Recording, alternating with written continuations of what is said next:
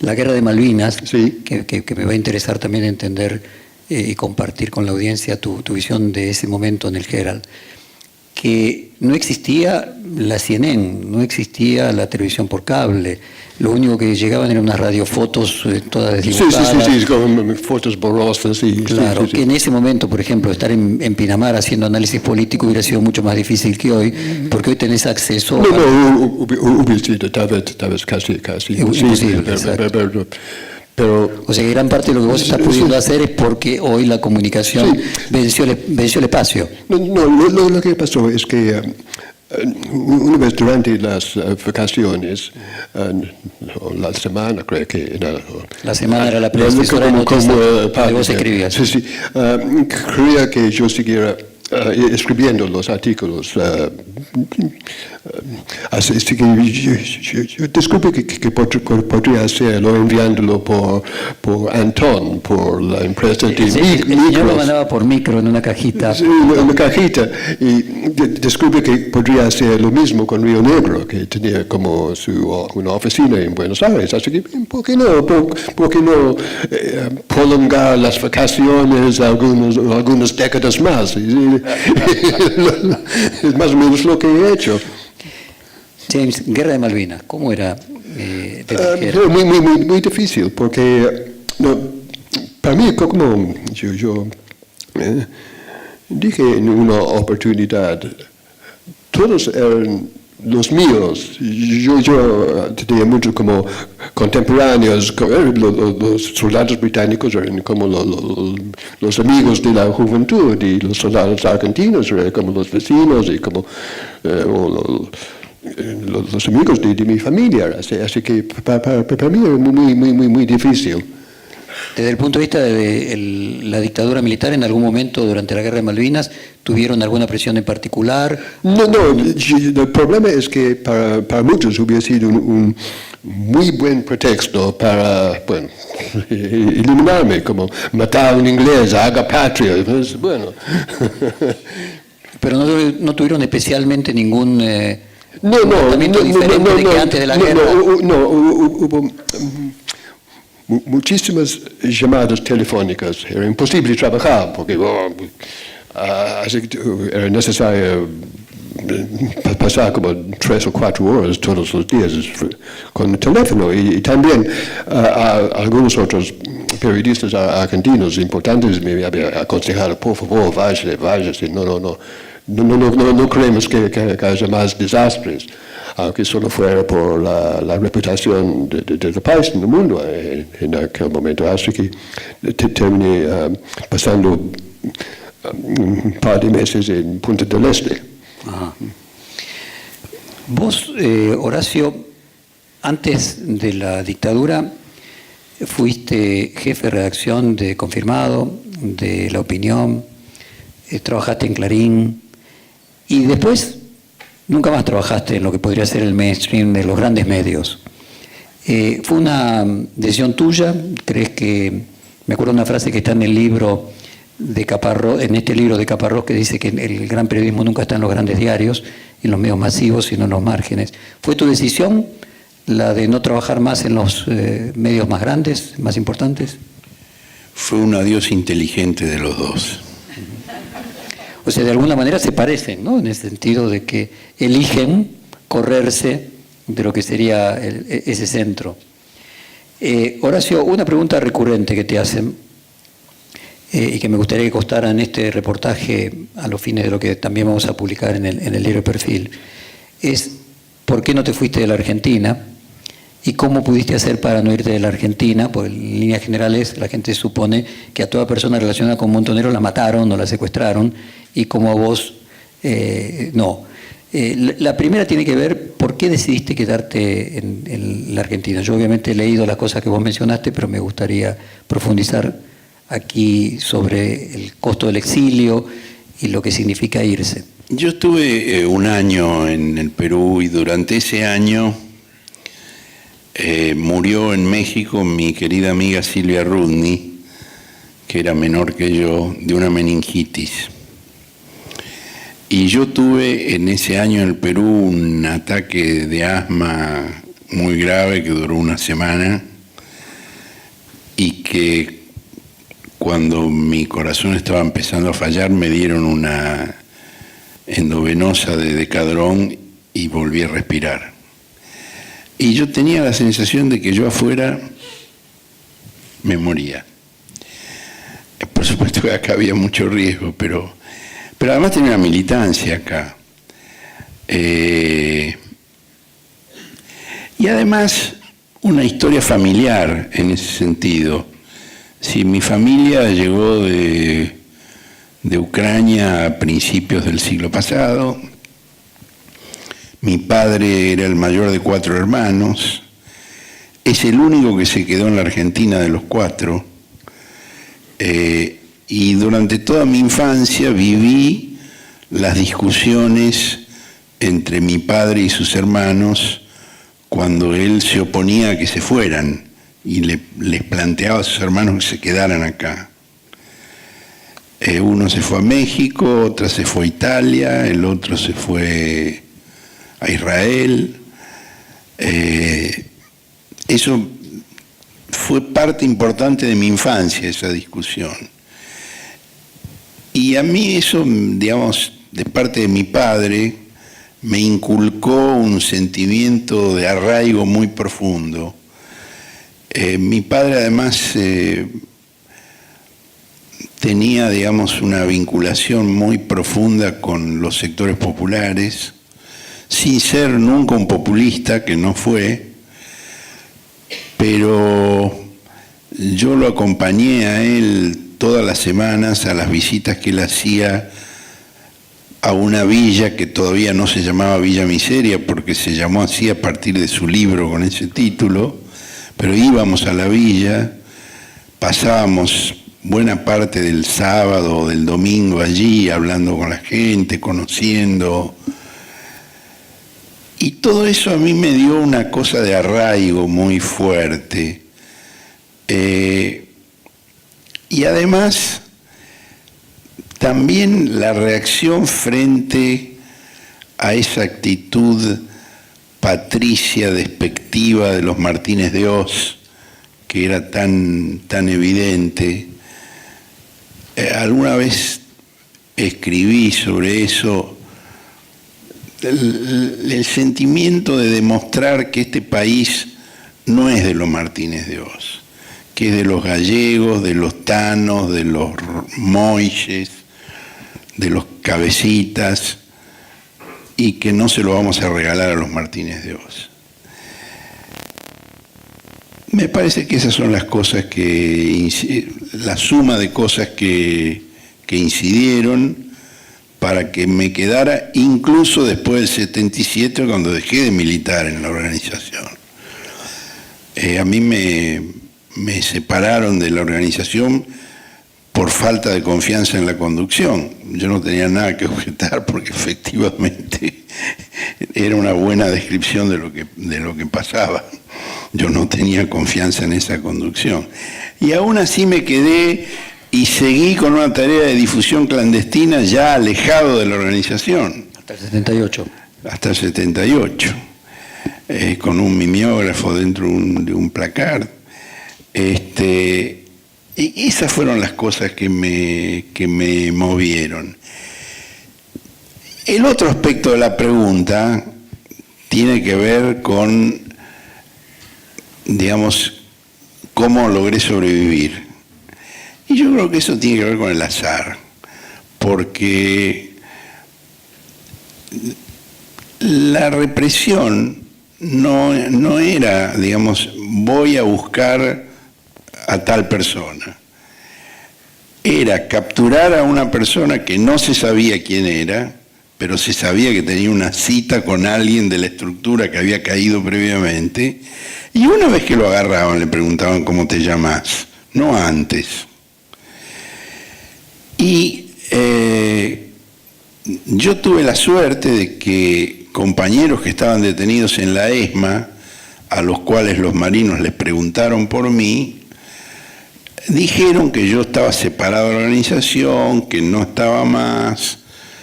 y que hacer una operación para secuestrarme tenía un costo superior al beneficio. Esos compañeros me salvaron en ese sentido. Y es la única explicación que yo puedo dar al respecto. ¿Se podría decir que muchas otras personas tuvieron la misma suerte que vos, o que tu caso es excepcional? Digo, otras personas que hayan pertenecido a Montoneros con el mismo grado de importancia o poca importancia que vos pudieras tener. No, me parece que hay mucha gente en la misma situación. Lo que pasa es que no todos se han abierto después y lo han hecho público. Digo, yo tengo muchos compañeros de militancia que al día de hoy no se sabe que lo fueron. Lo sé yo porque milité con ellos, pero no se sabe públicamente.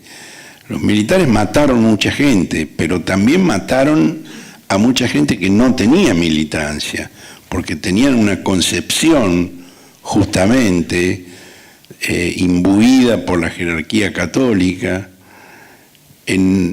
En el último de mis libros sobre la Iglesia Católica yo cuento un diálogo de Videla, detenido en Magdalena, con Quarracino, que era en ese momento el arzobispo de Buenos Aires. Lo va a visitar a la cárcel y Quarracino le dice, ¿cómo está? Y Videla le contesta, y aquí por haber hecho lo que ustedes nos enseñaron. Le dice. Este diálogo a mí me lo transcribió un ex sacerdote, teólogo, José Pablo Martín, que murió el año pasado, un intelectual brillante que ha traducido del griego las obras de Filón de Alejandría, que fue sacerdote y que hizo 99 entrevistas a obispos y sacerdotes sobre aquellos años. Y ahí está la frase. Por eso yo pienso que es cierto que la prensa pudo haber cambiado las cosas, pero me parece que el elemento activo no fue la prensa, sino la jerarquía eclesiástica. Sí, el gran problema con... Anda. Hola, bueno. No, creo que el terrorismo del Estado se hizo tan general porque los militares querían tener una ideología. Lo mismo, la guerrilla tenía una ideología. Los militares improvisaron una ideología y las ideologías son terriblemente peligrosas, sobre todo cuando son como el lecho de Procrusto. Cuando uno tiene un esquema determinado de cómo debería estar una sociedad, uno se siente obligado a eliminar a categorías enteras de personas. Es lo que a buen seguro hubieran hecho ciertos guerrilleros de haber conquistado todo el poder, como hicieron en muchos otros países. Es lo que aspiraban a hacer algunos militares también. Yo ahí quiero aclarar, yo no estoy de acuerdo en un aspecto de lo que dice James, y es que los militares improvisaron una ideología. Los militares fueron formados por la jerarquía eclesiástica desde 1922 en adelante en una ideología, y la jerarquía católica tuvo un rol decisivo en cada uno de los golpes militares que hubo en la Argentina, con excepción del de 1956, fallido de 1956. En todos los demás tuvieron un rol decisivo, determinante, y ese es el sentido por el que yo menciono la frase de Videla a Quarracino. No fue improvisado. Y yo he escrito 2.500 páginas explicando eso. Pero creo que Jorge Bergoglio comparte esta ideología eclesiástica como militante, no sé, de Guardia de Hierro, que es un nombre atroz para una organización política, porque la Guardia de Hierro original, la rumana, era peor que la SS alemana. Sí, yo no tengo ninguna simpatía por la organización argentina Guardia de Hierro, ninguna.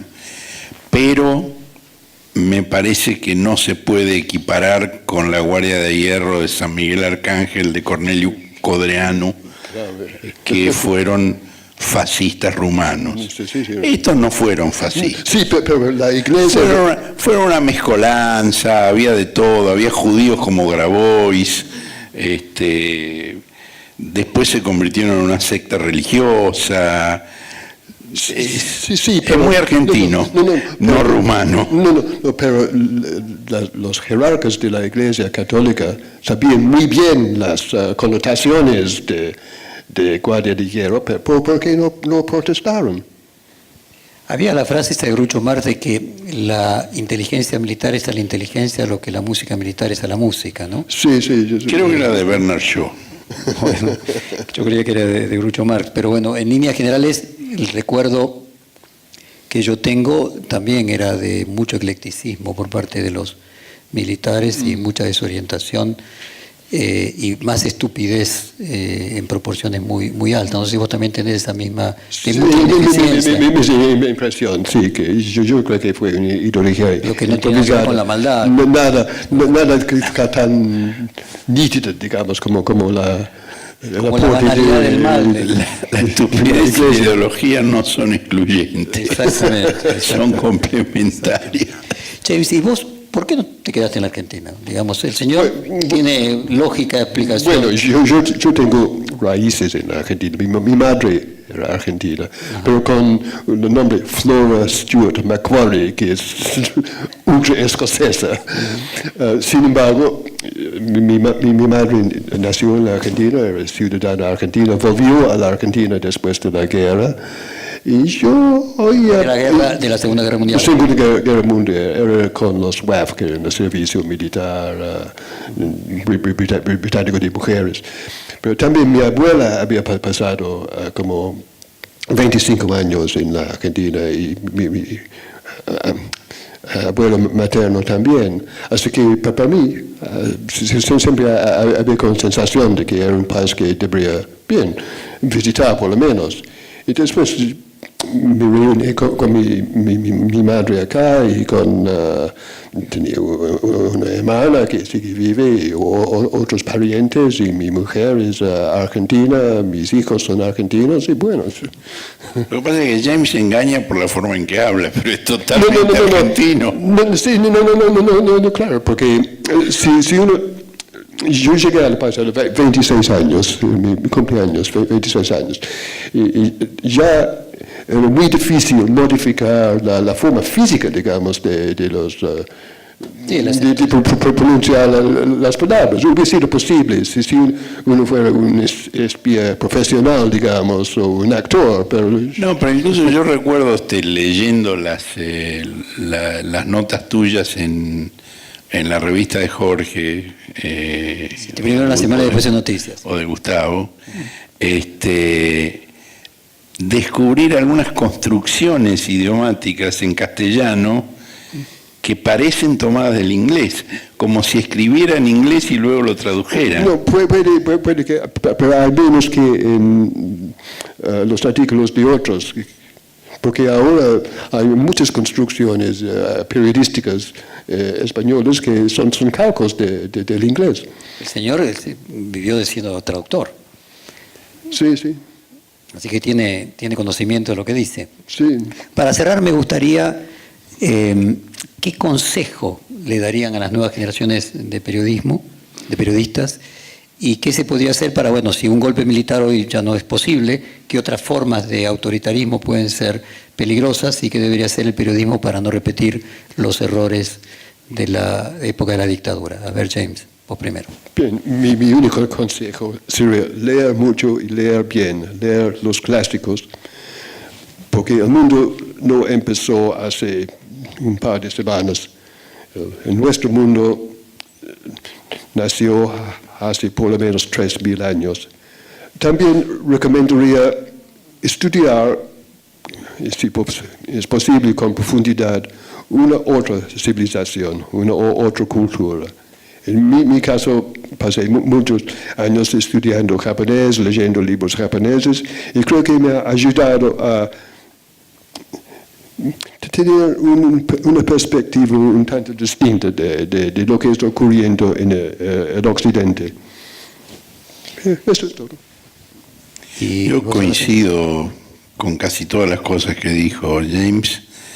A veces, en algunos casos que me han hecho esa pregunta, he desconcertado a los muchachos diciéndoles estudien latín, que es una butad. Yo sé que nadie va a estudiar latín hoy, pero quiero decir lo mismo que él ha dicho. Sí. Tenemos una cultura de miles de años, tratemos de conocerla y sobre todo tratemos de tratar con cariño a la lengua, cosa que no siempre ocurre en nuestra profesión, donde hay muchos d'artés con la lengua castellana. bueno, muchísimas gracias. Estamos por terminado esto.